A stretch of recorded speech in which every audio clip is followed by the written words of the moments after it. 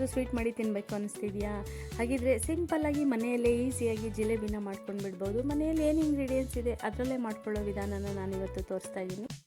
ಹಾಗಿದ್ರೆ ಬನ್ನಿ ಮೊದಲಿಗೆ ಪಾಕನ ಮಾಡ್ಕೊಂಡು ಬಿಡೋಣ. ನೋಡಿ, ಒಂದು ಪಾತ್ರೆ ತೊಗೊಂಡಿದ್ದೀನಿ. ಒಂದು ಕಾಫಿ ಗ್ಲಾಸಲ್ಲಿ 1 ಗ್ಲಾಸ್ ಸಕ್ಕರೆ ಹಾಗೆ 1 ಗ್ಲಾಸ್ ನೀರನ್ನು ಹಾಕ್ಕೊಂಡು ಈಕ್ವಲ್ ಕ್ವಾಂಟಿಟಿನ ಕಾಯಿಸ್ಲಿಕ್ಕೆ ಇಡ್ತಿದ್ದೀನಿ. ಪಾಕ ಚೆನ್ನಾಗಿ ಕರಗಬೇಕು. ಒಂದೇಳೆ ಪಾಕ ಬಂದರೆ ಸಾಕು, ಫುಲ್ಲು ಅಂಟು ಪಾಕ ಎಲ್ಲ ಬರಬೇಕಾಗೇನೂ ಇಲ್ಲ. ನೆಕ್ಸ್ಟ್ ಒಂದು ಬೌಲ್ನ ತೊಗೊಂಡು ನೋಡಿ, 1 ಕಪ್ಪಷ್ಟು ಮೈದಾನ ಹಾಕ್ಕೊಂಡಿದ್ದೀನಿ. ಅದಕ್ಕೆ ಸ್ವಲ್ಪ ಅಡುಗೆ ಸೋಡಾನ ಹಾಕ್ಕೊಂಡಿದ್ದೀನಿ. ಈನೋ ಮೊಸರು ಎಲ್ಲ ಬೇಕು ಅಂತ ಏನಿಲ್ಲ, ಇಷ್ಟೇ ಹಾಕಿ ಮಾಡಿದ್ರೂ ಜಿಲೇಬಿ ಸೂಪರಾಗಿ ಬರುತ್ತೆ. ಈ ರೋಡ್ ಸೈಡ್ ಮಾಡೋರೆಲ್ಲ ಇನ್ಸ್ಟೆಂಟಾಗಿ ಇಮ್ಮಿಡಿಯೇಟಾಗಿ ಒಂದು ಸ್ವಲ್ಪ ಸೋಡಾ ಹಾಕ್ಕೊಂಡು ಮಾಡಿಬಿಡ್ತಾರೆ, ಎಷ್ಟು ಚೆನ್ನಾಗಿರುತ್ತೆ ನೋಡಿ. ನಾನು ಮೊದಲು ಒಂದು ಸಾರಿ ಜಿಲೇಬಿ ಮಾಡಿದ್ದೀನಿ, ಅದಕ್ಕೆ ಮೊಸರೆಲ್ಲ ಆ್ಯಡ್ ಮಾಡಿದ್ದೆ. ಸ್ವಲ್ಪ ಹುಳಿ ಅನಿಸುತ್ತೆ, ಹಾಗಾಗಿ ಈ ಸರಿ ನಾನು ಮೊಸರನ್ನ ಸ್ಕಿಪ್ ಮಾಡಿ ನಾನು ಹಾಗೆ ಬರೀ ಸೋಡಾ ಹಾಕಿ ಮಾಡಿ ತೋರಿಸ್ತಾ ಇದ್ದೀನಿ. ನೋಡಿ, ಸ್ವಲ್ಪನೇ ನೀರು ಹಾಕ್ಕೊಂಡು ಚೆನ್ನಾಗಿ ಬೀಟ್ ಮಾಡ್ಕೊಳ್ಬೇಕು. ಆದಷ್ಟು ಬೀಟ್ ಮಾಡ್ಕೊಂಡ ನಂತರ ಕೈ ಹಾಕಿನೇ ಚೆನ್ನಾಗಿ ಕಲಿಸ್ಕೊಳ್ಬೇಕು. ಅದು ಹಾಯಿ ಹಿಟ್ಟು ದೋಸೆ ಹಿಟ್ಟಿನ ಅದಕ್ಕೆ ಇರಬೇಕಾಗುತ್ತೆ, ಹಾಗಾಗಿ ಸ್ವಲ್ಪ ನೀರು ಹಾಕ್ಕೊಂಡು ಕೈಯಲ್ಲೇ ಕಲಿಸ್ಕೊಳ್ಬೇಕು. ನೋಡಿ, ಕೈಯಲ್ಲಿ ಚೆನ್ನಾಗಿ ಒಂದು ಸೈಡ್ ನೀಟಾಗಿ ಬೀಟ್ ಮಾಡಬೇಕು, ಒಂದು 5 ರಿಂದ 6 ನಿಮಿಷ.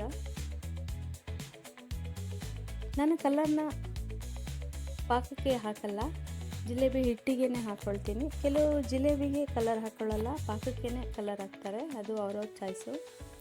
ನೋಡಿ, ದೋಸೆ ಹಿಟ್ಟಿನ ಅದಕ್ಕೆ ಚೆನ್ನಾಗಿ ಒಂದೇ ಸೈಡ್ ಬೀಟ್ ಮಾಡ್ತಾ ಹೋಗ್ಬೇಕು, ಒಂದು 5 ರಿಂದ 6 ನಿಮಿಷ. ನೋಡ್ತಿದ್ದೀರಲ್ಲ ಎಷ್ಟು ಚೆನ್ನಾಗಿ ಬಂದಿದೆ, ಕರೆಕ್ಟ್ ಕನ್ಸಿಸ್ಟೆನ್ಸಿ ಇದೆ. ಈಗ ನಾನು ಇದಕ್ಕೆ ಲಿಕ್ವಿಡ್ ಫುಡ್ ಕಲರ್ನ ಹಾಕ್ಕೊಳ್ತಿದ್ದೀನಿ, ಆರೆಂಜ್ ಕಲರ್ದು. ಚೆನ್ನಾಗಿ ಬೀಟ್ ಮಾಡಬೇಕು. ಮನೆಯಲ್ಲಿ ಏನಿದೆ ಅದರಲ್ಲೇ ಮಾಡಿ ಫ್ರೆಂಡ್ಸ್. ಅರಿಸಿನ ಹಾಕ್ಕೊಂಡು ಕೂಡ ಮಾಡ್ಬೋದು, ಚೆನ್ನಾಗಿರುತ್ತೆ. ನಮ್ಮ ಮನೆಯಲ್ಲಿ ಜಿಲೇಬಿ ಮೇಕರ್ ಇತ್ತು, ಸಾಸ್ ಡಬ್ಬ, ಅದಕ್ಕೇ ಹಾಕ್ಕೊಳ್ತಿದ್ದೀನಿ. ಇಲ್ಲಾಂದರೆ ಹಾಲು ಕವರ್ನ ಕಟ್ ಮಾಡಿಬಿಟ್ಟು ಹಾಲು ಕವರಲ್ಲಿ ತುಂಬಿಸ್ಕೊಳ್ಬೋದು. ನೋಡಿ, ಈ ಹದಕ್ಕಿರಬೇಕು ಇಟ್ಟು ಎಲ್ಲವನ್ನು ಫಿಲ್ ಮಾಡ್ಕೊಳ್ತಿದ್ದೀನಿ. ದಿಢೀರಂತ ಸ್ವೀಟ್ ತಿನ್ನಬೇಕು ಅನಿಸಿದ್ರೆ ಖಂಡಿತ ಒಂದು 10 ರಿಂದ 15 ನಿಮಿಷಕ್ಕೆಲ್ಲ ಸ್ವೀಟ್ ಮಾಡಿ ಆಲ್ರೆಡಿ ತಿಂತ ಕೂತ್ಕೊಳ್ಬೋದು, ಅಷ್ಟು ಬೇಗ ಆಗೋವಂಥ ಸ್ವೀಟ್ ಇದು.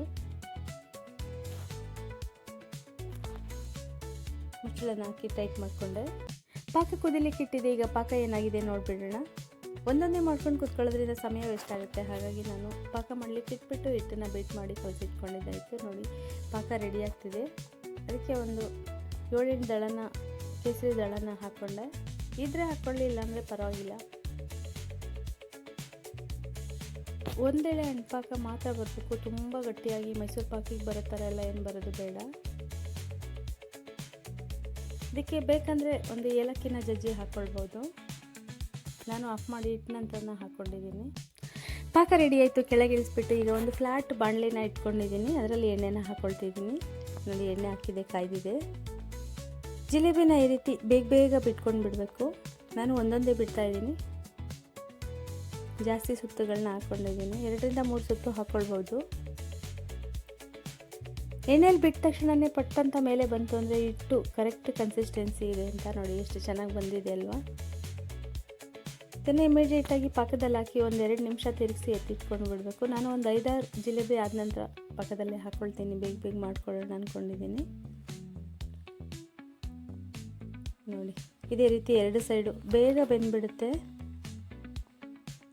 ಹೀಗೆ ಎಲ್ಲ ಜಿಲೇಬಿನೂ ಬೇಯಿಸ್ಕೊಂಡಿದ್ದಾಯಿತು. ಈಗ ನಾನು ಪಾಕದಲ್ಲೇ ಅದ್ದಿ ತೊಗೊಳ್ತೀನಿ, ಬಿಸಿಯಾಗಿದೆ. ನೋಡಿ, ಪಾಕಕ್ಕೆ ಆಫ್ ಮಾಡಿ ಇಟ್ಟ ನಂತರ ಸ್ವಲ್ಪ ಏಲಕ್ಕಿನೂ ಕೂಡ ಹಾಕಿದೆ, ಕಲರ್ ಚೆನ್ನಾಗಿ ಬಿಟ್ಕೊಂಡಿದೆ ಕೇಸರಿದು. ಈ ರೀತಿ 2 ಕಡೆ ಚೆನ್ನಾಗಿ ಡಿಪ್ ಮಾಡಿಬಿಟ್ಟು ಎತ್ತಬೇಕು, 1 ರಿಂದ 2 ನಿಮಿಷದೊಳಗಡೆ.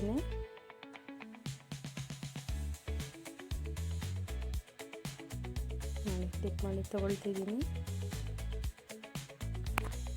ಫಸ್ಟ್ ಟೈಮ್ ಮಾಡ್ತಿರೋರು ಕೂಡ ಸ್ವಲ್ಪ ಶೇಪ್ ಔಟ್ ಆದರೂ ಪರವಾಗಿಲ್ಲ, ಟೇಸ್ಟ್ ಚೆನ್ನಾಗಿರುತ್ತೆ. ಖಂಡಿತ ಟ್ರೈ ಮಾಡಿ ಫ್ರೆಂಡ್ಸ್, ನಿಮಗೆ ಇಷ್ಟ ಆಗುತ್ತೆ. ಮನೆಯಲ್ಲೇ ಇರೋ ಇಂಗ್ರೀಡಿಯೆಂಟ್ಸ್ನ ಬಳಸಿ ಇನ್ಸ್ಟೆಂಟಾಗಿ ಸ್ವೀಟ್ ಮಾಡ್ಕೊಳ್ಳೋ ವಿಧಾನ ಇದು. ನೋಡಿ, ಎಲ್ಲವನ್ನು ಪಾಕದಲ್ಲಿ ಡಿಪ್ ಮಾಡಿ ಆಯಿತು, ಚೆನ್ನಾಗಾಗಿದೆ. ಇವಾಗ ಒಂದು ಪ್ಲೇಟಲ್ಲಿ ಸರ್ವ್ ಮಾಡ್ಕೊಂಡು ಬಿಡ್ತೀನಿ. ಬೇಕಂದರೆ ಡ್ರೈ ಫ್ರೂಟ್ಸ್ ಇದ್ದರೆ ಕಟ್ ಮಾಡಿ ಸರ್ವ್ ಮಾಡ್ಕೊಳ್ಳಿ, ಇಲ್ಲ ಹಾಗೆ ಇಷ್ಟ ಅನ್ನೋರು ಹಾಗೆ ಸೇವನೆ ಮಾಡ್ಬೋದು. ನಾನು ಸ್ವಲ್ಪ ಪಿಸ್ತಾ ಬಾದಾಮಿನ ಕಟ್ ಮಾಡಿ ಹಾಕ್ಕೊಂಡಿದ್ದೀನಿ.